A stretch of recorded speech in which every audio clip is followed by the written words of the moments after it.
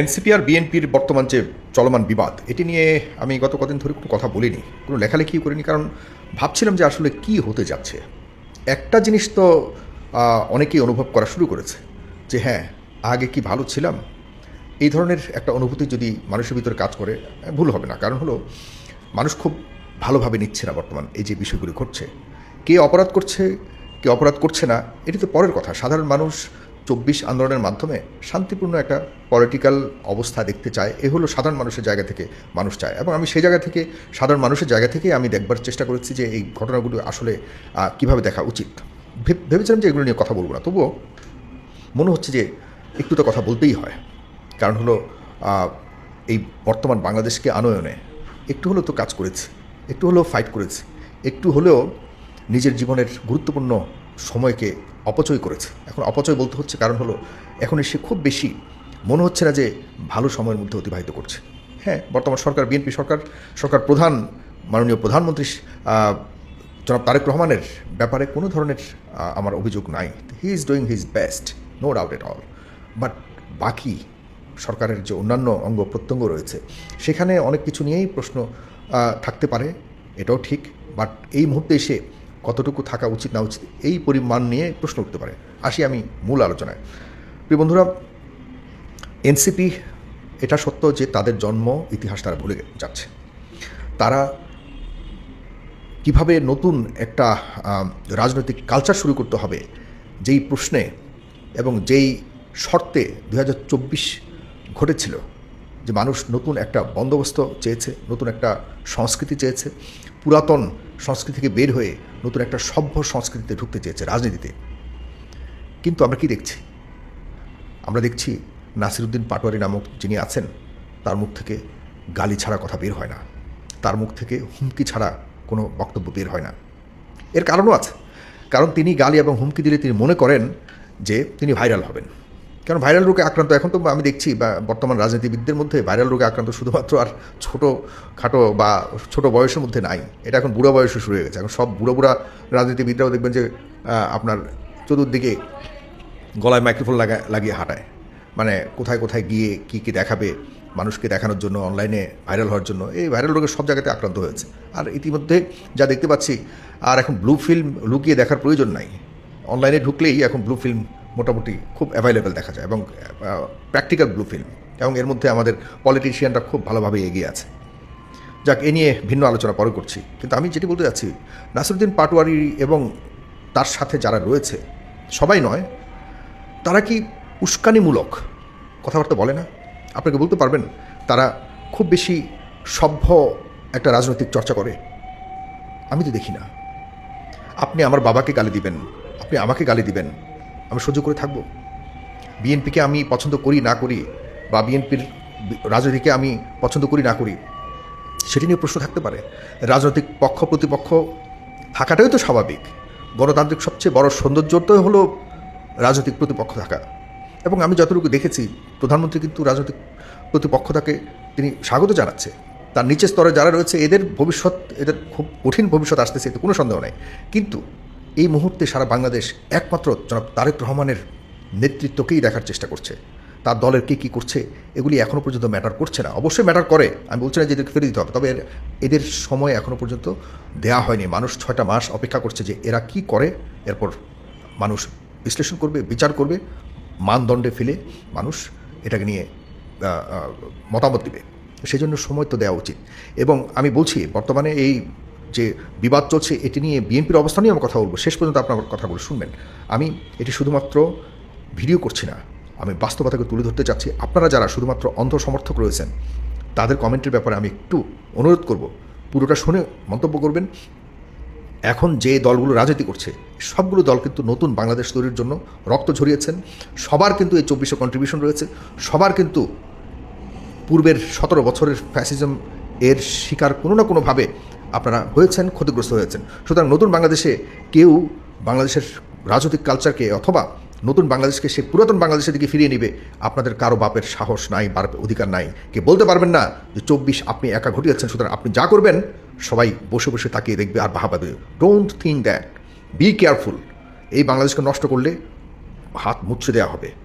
খুব সাবধান, কারো বাপের 2024 নয় এটা, পরবর্তী বাংলাদেশ আপনারা কেউ এককভাবে মানে খুব বড়াই করে বলবেন আপনাদের বাংলাদেশ, এর আগে যেমন 71কে নিয়ে বড়াই করেছিল সবাই, এখন আবার করবেন খুব সাবধান। মানুষ কিন্তু এখন রাস্তায় নামা শিখে গেছে।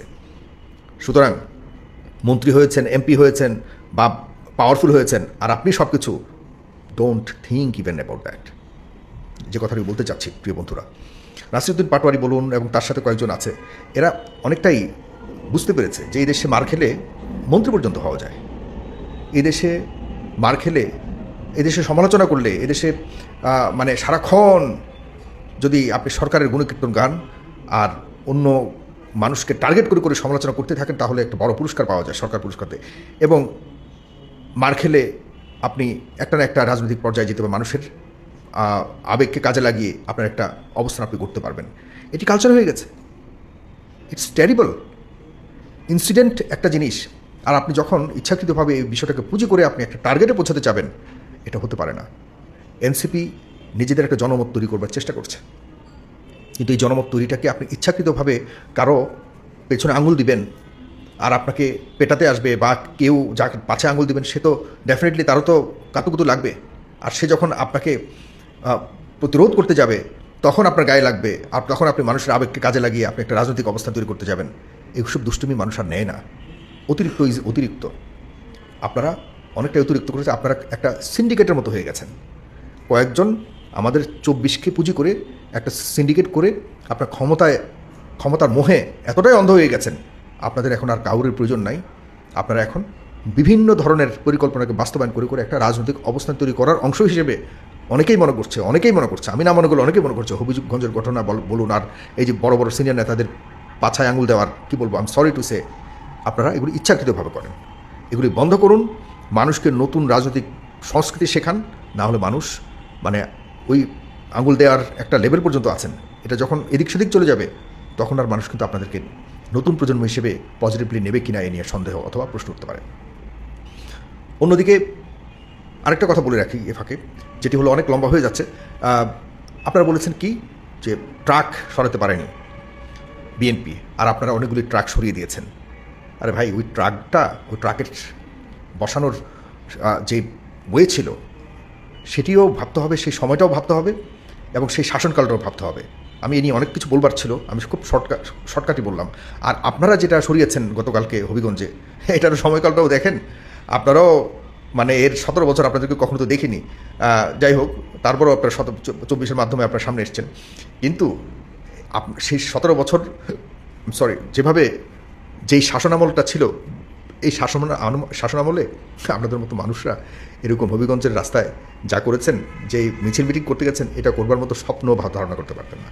এবার আসি বিএনপির যে কৃতকর্ম যেটি করেছে। আপনারা ইদানিংকালে দেখা গেছে প্রধানমন্ত্রীকে এই উক্তির কারণে অমুককে অ্যারেস্ট করা হলো। শুনুন, শেখ হাসিনাকে কিন্তু ফ্যাসিস্ট শেখ হাসিনা নিজে তৈরি করেনি। শেখ হাসিনাকে এই ধরনের কাণ্ডগুলো শেখ হাসিনাকে একটা পর্যায়ে নিয়ে গিয়েছিল। শেখ হাসিনা বলতে বাধ্য হয়েছে যে আমি ক্ষমতা চাই, আর কিছু চাই না, আমার ক্ষমতা লাগবে মানুষের সব, সে জায়গাতে নিয়ে গেছে। জনাব তারেক রহমান একটা সভ্য দেশ থেকে দীর্ঘদিন ধরে সে অনেক কিছু সভ্যতা শিখে এসে সেই সভ্যতাকে কাজে লাগানোর চেষ্টা করছে। কিন্তু আপনাদের বিএনপির মানে এত অকৃতজ্ঞ হয়ে যাচ্ছেন, এই দলটি এতটা ভয়ঙ্কর অকৃতজ্ঞ হয়ে যাচ্ছে, তারা শুধুমাত্র এখন আকাশের দিকে তাকিয়ে তাকিয়ে চলে, নিচে যে মানুষ আছে এটা ভুলে গেছে। এই পরিণতি খুব বেশি ভালো ভবিষ্যৎ বয়ে আনবে না, এতে কোনো সন্দেহ নেই। আর বিরোধী দল বিহীন কি আপনারা থাকতে যাচ্ছেন? আপনারা আপনাদের যে বর্তমান মানে way of doing the politics, যাতে মনে হচ্ছে আপনারা কোনো মানে বিরোধী দল রাখতেই চাচ্ছেন না, কেউ আপনাদের সমালোচনা করতেই পারবে না। ধরে নিন তারা এনসিপি সমালোচনা করেছে, তাই বলে তাদের উপরে আপনারা এভাবে হামলে পড়বেন? আমার তো মনে হয় না যে শেখ হাসিনা বিএনপির উপরে এভাবে কখনো, কমপক্ষে ক্ষমতায় আসার 3-4 বছরে কখনো হামলে পড়েছে। আমার তো মনে হয় না। শেখ হাসিনা এত খারাপ একটা শাসক ছিল? বলেন তো আমাকে উদাহরণ দিন যে বিএনপির কোনো একটা সভা সেমিনারের মধ্যে বা রাস্তাঘাটে কোনো সমাবেশের মধ্যে এভাবে সরকার ক্ষমতা গ্রহণের মানে 2-3 বছরে এরকম কোনো কর্মকাণ্ড করেছে আমার মনে পড়ে না। আমি ভুল হতে পারি। আপনাদের তো মাত্র 4 মাস হলো, তাও আপনার বঞ্চিত ছিলেন, কথা বলতে পারেননি। আপনারা এই দুঃখ সবচেয়ে বুঝবার কথা যে একটা মানে কোনো একটা দল যদি কথা বলতে না পারে, হ্যাঁ গালিগালাজ একটা জিনিস, সেই গালিগালাজের জন্য আপনারা পাল্টা গালিগালাজ না করে হলো মানুষকে যদি বোঝাতে পারেন যে দেখুন তারা আমাদেরকে গালিগালাজ করছে। জামাত এত সিট পাওয়ার কথা ছিল না, জানেন? এই নির্বাচনে জামাত কেন পেয়েছে জানেন? আপনাদের দুর্বলতার কারণে। কারণ আপনারা এই বিএনপি এত বেশি অনিয়ম এবং এত বেশি মানুষের মনে আঘাত দিয়েছে গত এই 1.5 বছরের ইন্টারিম সরকারের, মানুষ তাদের থেকে, বিএনপির থেকে অনেকটা মুখ ফিরিয়ে নিয়ে কিন্তু প্রকৃত ভোটেই জামাতের, যারা জীবনে কখনো কল্পনা করতে পারেনি যে এত সিট পাবে, তারা এত সিট পেয়েছে। এর কারণ হলো আপনাদের দুর্বলতা, আপনাদের আকাম কুকামের কারণে জামায়াত সফলতা পেয়েছে। তো এটার পেছনে কারণ কী ছিল? কারণ হলো ওদের মুখ দোষ ছিল, ওদের ওয়ে অফ ডুইং দ্য পলিটিক্সটা মানুষের এগেনস্টে ছিল। এটা অনেকে মনে করেছে বলেই কিন্তু আপনারা সেটিকে কাজে লাগিয়েছেন। সুতরাং কেন বিএনপি বা এনসিপির উপরে আপনারা যে এই যে ইয়েটা আক্রমণটা করলেন, এ থেকে আপনাদের ভালো ভবিষ্যৎ বয়ে আনবে? কেন মানুষ মনে করবে না যে আপনাদের থেকেও আওয়ামী লীগ ভালো ছিল? এই অবস্থা, এই অনুভূতি, এই অনুভব তৈরি করবার জন্য আপনারা কি দায়ী কিনা? আপনাদেরকে আরও কেয়ারফুল হতে হবে। আপনারা ভাববেন না আপনারা সরকার গঠন করে সব কিছুর মালিক হয়ে গেছেন। শেখ হাসিনার মতো ভাবনাটা ছেড়ে দিন, সময় আছে। 6 মাস পর আপনাদের বিরুদ্ধে মানুষ কথা বলা শুরু করবে, সমালোচনা করা শুরু করবে। আপনারা এখন 6 মাস আছেন, শুধুমাত্র মানুষ জনাব তারেক রহমানকে দেখছে। আপনাদের এখন কর্মকাণ্ড শুরুই হয়নি। শুরু হলে না মানুষ বুঝবে যে আপনারা আসলে কতটুকু কর্মকাণ্ড করতে পারেন। আপনারা এখন তো দেখানোর রাজনীতি করছেন। এই দেখানোর রাজনীতিটা যখন শেষ হবে, আসল চেহারা যখন আপনাদের উন্মোচন হবে, তখন আপনাদের নিয়ে কথা বলা শুরু করবে মানুষ, আমিও শুরু করব। কারণ আপনাদের 24-এর এই পরবর্তীতে বাংলাদেশ আপনাদের হাতে একক হাতে আসেনি, আপনাদের মাথায় রাখতে হবে। আপনাদেরকে মানুষ 24 পরবর্তীতে একমাত্র দল হিসেবে কোনো বিকল্প না থাকার কারণে অনেকে আপনাদেরকে ভোট দিয়েছে। আওয়ামী লীগ থাকলে আপনাদের এত সহজে সরকার গঠন হতো না, সহজ হতো না। মানতে হবে, আমার কথাগুলি খারাপ লাগতে পারে। আমি আপনাদেরকে অনেক পছন্দ করি, আমি আমার প্রধানমন্ত্রীকে অনেক পছন্দ করি, কিন্তু এই প্রধানমন্ত্রী এর আগের পতন কীভাবে হয়েছিল, এই প্রধানমন্ত্রী মানে হলো খালেদা জিয়ার পতন কীভাবে হয়েছিল, কারা ঘটিয়েছিল এই পতন, সেগুলি ভুলে যাবেন না। বর্তমান মিডিয়াকে আপনারা যেভাবে আবারও আপনাদের ইয়েতে রেখেছেন, 71 টেলিভিশনকে যারা পুরো 15 বছর আপনার উপরে নির্যাতন চালিয়েছে, সেই টেলিভিশনগুলিকে আপনারা আগের মতো রেখেছেন, সেই মিডিয়াকে আপনারা আগের মতো রেখেছেন। সবার নামে মামলা হয়, 71 টেলিভিশনের বিরুদ্ধে মামলা হয় না। সবার নামে, সব মালিকদের নামে মামলা হয়, এখানে মামলা হয় না। অথচ এই 71 টেলিভিশন এই দেশে সবচেয়ে বেশি কুকর্ম করেছে, মিডিয়াটাকে, গণমাধ্যমকে পুরোপুরি ধ্বংস করে দিয়েছিল। কী কারণে? আমাদেরকে বুঝান। মিডিয়া নিয়ে কথা বলতে গেলে লম্বা কথা বলতে হবে, কিন্তু আপনারা প্রকৃতপক্ষে মানুষকে সম্মান দিতে পারেননি, এবং এর জন্য আপনাদেরকে ভুগতে হবে। মাথায় রাখবেন। ধন্যবাদ সবাইকে। আমি আরও কথা বলবো এইসব নিয়ে। সবাই আমার সমালোচনা করুন, গালি দিন, কিন্তু আমার কথাগুলি ভালোভাবে ভিতরে নিয়ে বিশ্লেষণ করুন। যদি আপনি মানুষ হয়ে থাকেন প্রকৃতভাবে, আপনার আশা করি আপনি প্রকৃত বিশ্লেষণ, প্রকৃত মন্তব্য দিবেন। অন্ধভক্ত যারা আছেন তারা দূরে থাকুন দয়া করে। আপনাদের প্রতি সম্মান আছে, কিন্তু এই কথাগুলি আপনাদের জন্য না।